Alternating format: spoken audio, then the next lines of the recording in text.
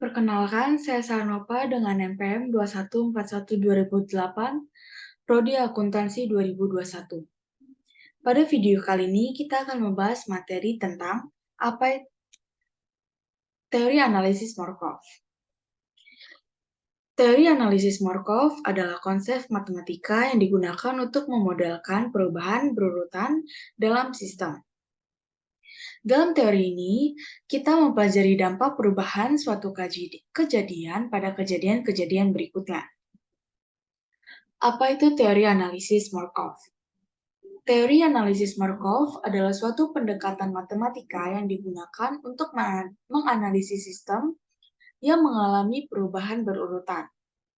Dalam teori ini, kita menggunakan konsep probabilitas untuk memprediksi kemungkinan dari kejadian-kejadian berikutnya berdasarkan kejadian saat ini. Slide selanjutnya, karakteristik teori analisis Markov. Teori analisis Markov memiliki beberapa karakteristik yang membedakannya dari metode analisis lainnya. Beberapa karakteristik tersebut adalah memori kekurangan. Teori analisis Markov hanya memperhitungkan kejadian saat ini dan tidak memperhatikan kejadian-kejadian sebelumnya. Probabilitas transisi. Teori analisis Markov menggunakan probabilitas untuk memodelkan perubahan dari suatu kejadian-kejadian berikutnya. Sifat tidak bergantung waktu. Probabilitas transisi dalam teori Markov tetap konstan sepanjang waktu. Slide selanjutnya, contoh penggunaan teori analisis Markov. Teori analisis Markov dapat diterapkan dalam berbagai bidang, termasuk yang pertama, prediksi cuaca. Dengan menggunakan data cuaca saat ini, kita dapat memprediksi cuaca di hari berikutnya berdasarkan pola perubahan dalam jangka waktu tertentu. Yang kedua, analisis pasar saham. Dalam analisis pasar saham, teori analisis Markov dapat digunakan untuk memodelkan dan memprediksi perubahan harga saham berdasarkan perubahan harga historis. Yang ketiga, pemilihan produk. Dalam sistem produk, teori analisis Markov dapat digunakan untuk memprediksi preferensi penggunaan berdasarkan riwayat pembelian mereka. Slide selanjutnya, keuntungan menggunakan teori analisis Markov. Yang pertama, penyederhanaan. Teori analisis Markov dapat membantu menyederhanakan kompleksitas sistem dengan mempertimbangkan hanya kejadian-kejadian berikutnya. Yang kedua, prediksi akurat.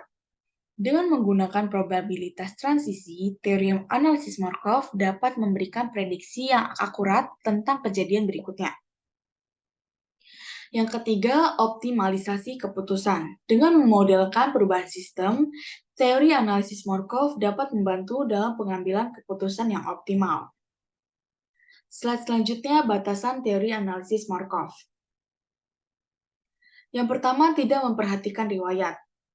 Teori analisis Markov hanya memperhatikan kejadian saat ini dan tidak memperhitungkan riwayat perubahan sebelumnya. Yang kedua, probabilitas tetap. Teori analisis Markov berasumsi bahwa probabilitas transisi tetap seiring waktu, yang mungkin tidak selalu terjadi dalam sistem dunia nyata. Yang ketiga, keadaan stabil. Teori analisis Markov hanya berlaku untuk sistem yang dapat mencapai keadaan stabil dalam jangka panjang. Contoh kasus di dunia nyata menggunakan teori analisis Markov. Yang pertama, sistem lalu lintas.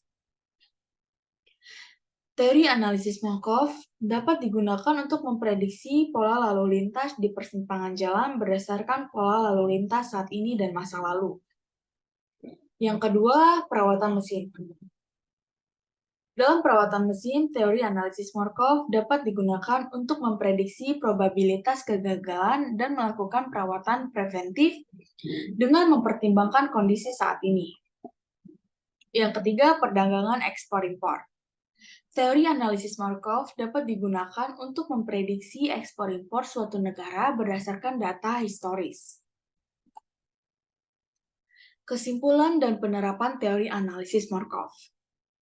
Teori analisis Markov adalah alat yang berguna untuk menganalisis sistem yang mengalami perubahan berurutan.